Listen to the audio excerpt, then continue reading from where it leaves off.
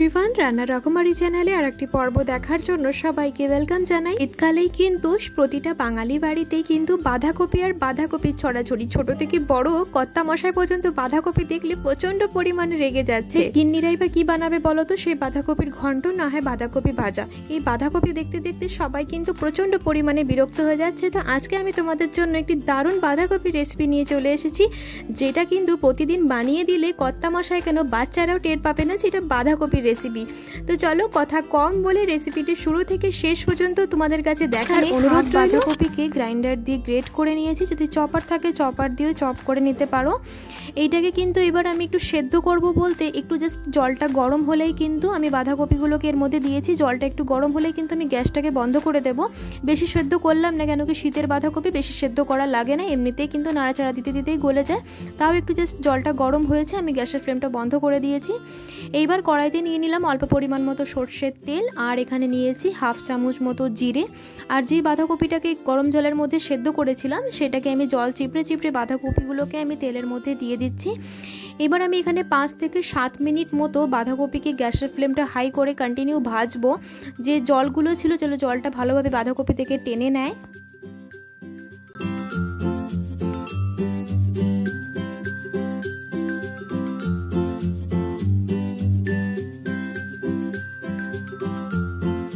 Copy থেকে কিন্তু অনেকটাই জল টেনে নিয়েছি। এবার আমি এখানে দিয়ে দিলাম পরিমাণ মতো নুন, আর এখানে হাফ চামচ মতো দিয়েছি আমি জিরে গুঁড়ো। নুনটা কিন্তু পরেই দেবে, না হয় নুন থেকে এমনিতেই জল গলে, না হয় আরও বেশি জল গলে চ্যাপচ্যাপে জিনিসটা হয়ে যাবে, তার জন্য নুনটা আমি কিন্তু পরেই দিলাম। এবার জিরে আর নুন দেওয়ার পরে আর একটু আমি কিছুক্ষণ কন্টিনিউ একে ভাজতে তালে থাকবো। গ্যাসের ফ্লেমটা কিন্তু এবার মিডিয়ামই রাখবো।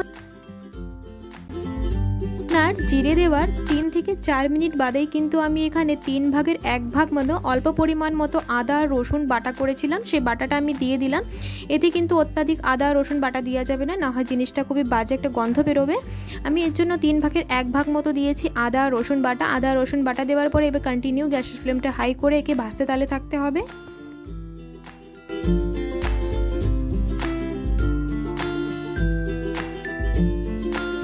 স্লো করে আমি বাঁধাকপিটাকে একটু রেস্টে রাখলাম। এখানে একটি বাটিতে 4 থেকে 5 চামচ মতো বেসন নিয়েছি। বেসনটাকে কিন্তু আমি গুলে নেব, নর্মাল জল দিয়ে কিন্তু গুলতে হবে।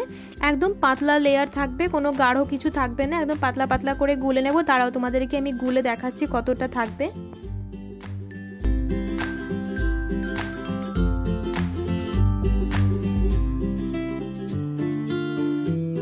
এদিকে বেসনটাকে একদম জলের মতো পাতলা পাতলা করে আমি গুলে নিয়েছি। এই যে দেখতেই পারছো একদম জলের মতো, কিন্তু একদম গাঢ় হলে হবে না, একদম জলের মতো পাতলা পাতলা করে কিন্তু এটাকে গুলে নিতে হবে। আর রসুন দেওয়ার 5 থেকে 7 মিনিট বাদে কিন্তু আমি যে বেসনটাকে গুলেছি সেই বেসনটা কিন্তু এবার এই বাঁধাকপির মধ্যে আমি দিয়ে দেবো। আমি কিন্তু গ্যাসের ফ্লেমটা হাই করে একে কন্টিনিউ নাড়তে তালে থাকতে হবে। না নাড়লে কিন্তু তলা থেকে লেগে যাবে বেসন, তো তার জন্য কন্টিনিউ একে গ্যাসের ফ্লেমটা হাই করে নাড়তে তালে থাকতে হবে। মিনিমাম 3 থেকে 4 মিনিট গ্যাসের ফ্লেমটা হাই করে এবার গ্যাসের ফ্লেমটা মিডিয়াম করে কন্টিনিউ নাড়তে হবে, না কিন্তু তলা থেকে লেগে যেতে পারে। যদি ননস্টিক কড়াই থাকে তাহলে কোনো সমস্যা নেই, যদি লোহার বা অ্যালুমিনিয়ামের কড়াই থাকে তাতে কিন্তু লেগে যেতে পারে। আমার কিন্তু অ্যালুমিনিয়ামের কড়াই তলা থেকে লেগে যাচ্ছিল, তার জন্য আমি কন্টিনিউ নাড়তে তালে থাকছি। আমি সেটাও তোমাদের কাছে বলে দিচ্ছি। তো যতক্ষণ নেড়ে যেতে হবে, যতক্ষণ না চারিদিক দিয়ে ছেড়ে দিচ্ছে, একদম আঠালো আঠালো ব্যাপার হচ্ছে না, ততক্ষণ একে কন্টিনিউ নাড়তে তালে থাকতে হবে। এটা কিন্তু এখনও পুরো চ্যাটচ্যাটে ভেজা ভেজা ভাব আছে, এটা কিন্তু এখনও সম্পূর্ণভাবে হয়নি।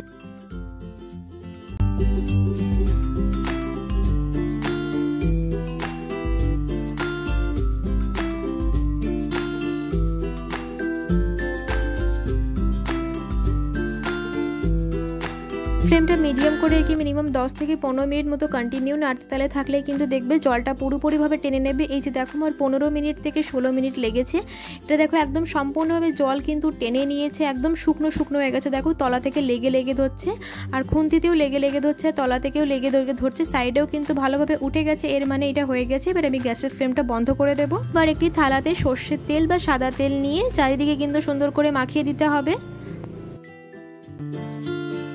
যে বাঁধাকপিটাকে আমি ভেজে রেখেছিলাম সেইটা কিন্তু এবার আমি থালাতে দিয়ে দেবো। তেল মাখিয়ে রেখেছিলাম যেই থালাতে, এটা দিয়ে ভালো করে হাত দিয়ে একটু ভালো করে চেপড়ে চেপড়ে দিতে হবে, যেমন বরফি করা হয় সেভাবে কিন্তু আমরা একটা সুন্দর করে একটা শেপ দিয়ে দেবো, যাতে চারিদিকে কিন্তু ছড়িয়ে যে একটা পাতলা লেয়ার তৈরি হয়। অত্যাধিক কিন্তু পাতলা না, মিডিয়াম লেয়ার রাখতে হবে।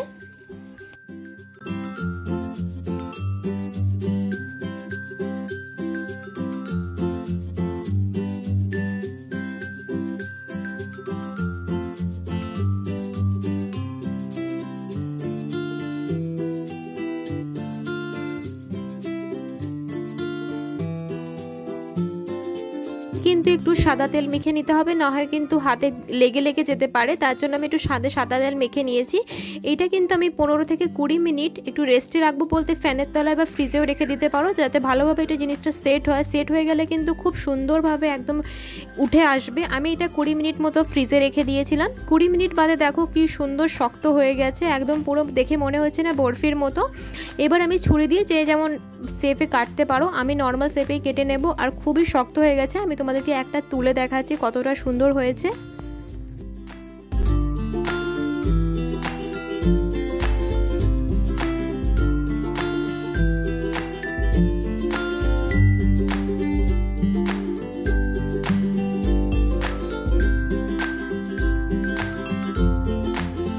এদিকে কিন্তু খুব সুন্দরভাবে উঠে গেছে, দেখো একদম কিন্তু ভেঙেও যায়নি। আমি আর একটাও তোমাদেরকে তুলে দেখাচ্ছি।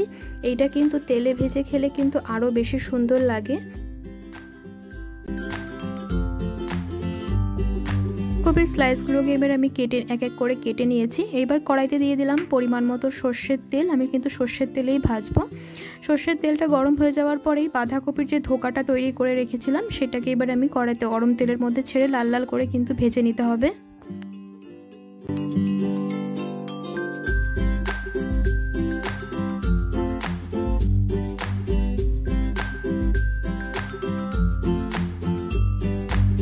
তেলে দেওয়ার সাথে সাথে কিন্তু উল্টাবে না, কেন কি খুবই নরম তো ভেঙে যেতে পারে। তার জন্য এক পিঠটা ভালোভাবে লাল লাল করে ভেজে নেওয়ার পরেই কিন্তু আমি খুবই আস্তেভাবে দেখে নিলাম যে না উল্টানো পাল্টানো যাবে, তারপরেই আমি কিন্তু ভালোভাবে উল্টে দিচ্ছি।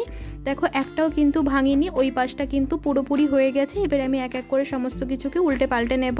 বাঁধাকপির পকোড়াগুলো কিন্তু শুধু মুখেও খেতে কিন্তু ভীষণই ভালো লাগে, চায়ের সাথে বা টমেটো কেচাপের সাথে।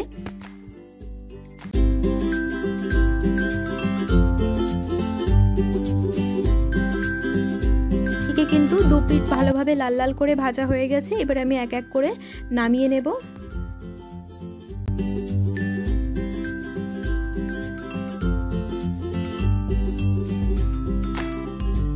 বাঁধাকপির যে স্লাইসগুলো ভেজেছিলাম সেই তেলেই কিন্তু আমি আলুগুলোকে ভেজে নেব। আমি আর কিন্তু তেল দিইনি। আমি যতদূর অল্প তেলে রান্না করা যায় সেই চেষ্টাই করি। বেশি তেল খাওয়া আমাদের শরীরের পক্ষেই ভালো না, তার জন্য অল্প তেলে যতদূর রান্না করা যায় সেই চেষ্টাটুকুই আমি করি। তো এদিকে কিন্তু আলুগুলোকে লাল লাল করে কিন্তু ভেজে নেব। রান্না কিন্তু আলু ছাড়াও হয়, যদি তোমরা আলু খেতে ভালোবাসো না তাহলে কিন্তু আলু ছাড়াও রান্না করতে পারো।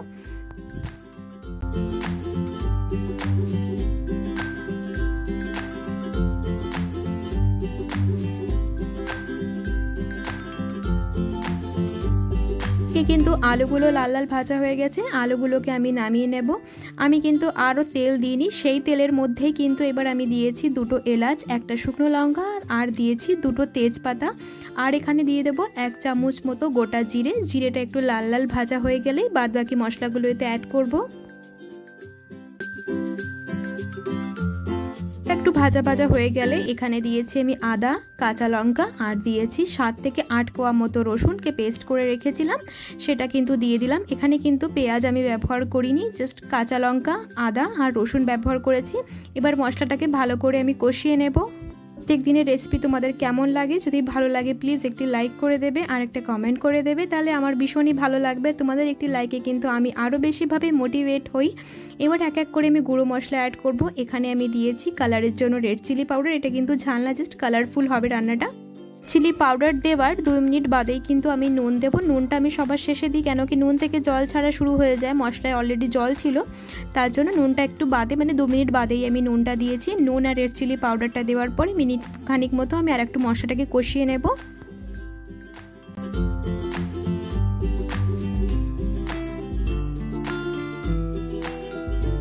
আর আমি আমি এখানে দিয়ে দিচ্ছি টমেটো বাটা। এখানে আমি একটা টমেটোই বেটেছিলাম, তো আমি এখানে টমেটো বাটা দেওয়ার পরে আরও কিছুক্ষণ মশলাটাকে ভালো করে কিন্তু কষিয়ে নিতে হবে। মশলা যতটা কষানো ভালো হবে ততটা কিন্তু রান্নার টেস্ট আরও দ্বিগুণ হয়ে যায়।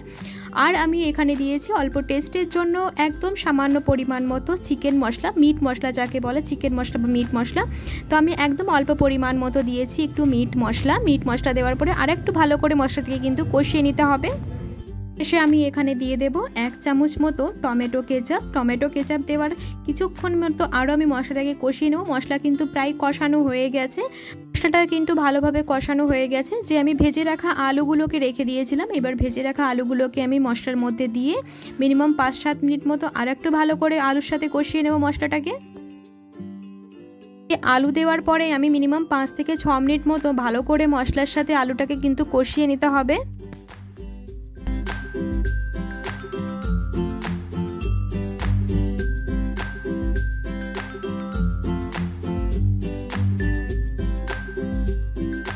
মিনিট মতো আলুর সাথে মশলাকে কষিয়ে নেওয়ার পরে এখানে আমি দিয়ে দিলাম পরিমাণ মতো জল, দিয়েছি নর্মাল জলই দিয়েছি।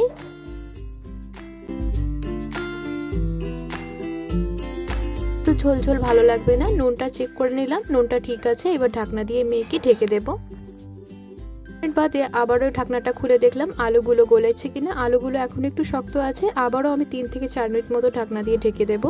3 মিনিট বাদে ঢাকনাটা খুলে দেখলাম আলুগুলো ভালোভাবে গলে গেছে। একে আর ঢাকা লাগবে না, গ্যাসের ফ্লেমটা হাই করে দেবো।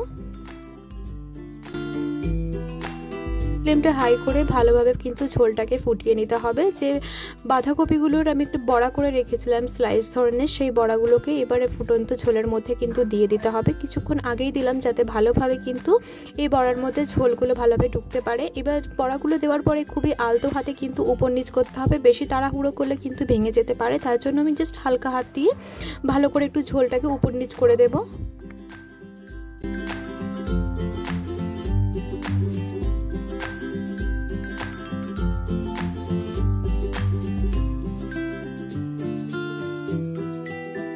কিন্তু ঝোল টেনে নিয়েছে। কিছু আলুগুলোকে একটু গেলে গেলে দিচ্ছি। আর সবার শেষে কিন্তু আমি এখানে দিয়ে দিলাম অল্প পরিমাণ মতো গরম মশলা গুঁড়ো। গরম মশলা দেওয়ার মিনিমাম 3 থেকে 4 মিনিট আর একটু আমি ঝোলটাকে ভালো করে ফুটিয়ে নেব। মশলা দেওয়ার মিনিমাম 2 মিনিট মতো একটু গ্যাসের ফ্লেমটা হাই করে দিয়েছিলাম। এবার আমি গ্যাসের ফ্লেমটাকে অফ করে গরম গরম পরিবেশন করে নেব। তো আমার সম্পূর্ণভাবে তৈরি হয়ে গেছে বাঁধাকপির ধোকা। এইটা কিন্তু গরম ভাতের সাথে বা রুটি বা পরোটার সাথে খেতে কিন্তু ভীষণই ভালো লাগে। ছোট থেকে বড় একদম টেরই পাবে না যেটা বাঁধাকপি খাচ্ছে। তো বাড়িতে অবশ্যই রেসিপিটি একবার না হয় ট্রাই করো। আমি বলছি খেতে কিন্তু ভীষণই ভালো হয়েছিল। তোমাদের সাথে তাহলে অন্য একটি রেসিপি নিয়ে আবার দেখা হবে। রান্নার রকমারি চ্যানেলে যদি নতুন সদস্য হয়ে থাকো, চ্যানেলটিকে সাবস্ক্রাইব করার জন্য অনুরোধ রইল। পাশে থাকা বেল আইকনটিকে অবশ্যই প্রেস করে দেবে। তাহলে সবাই ভালো থেকো, সুস্থ থেকো। আসি তাহলে, ধন্যবাদ।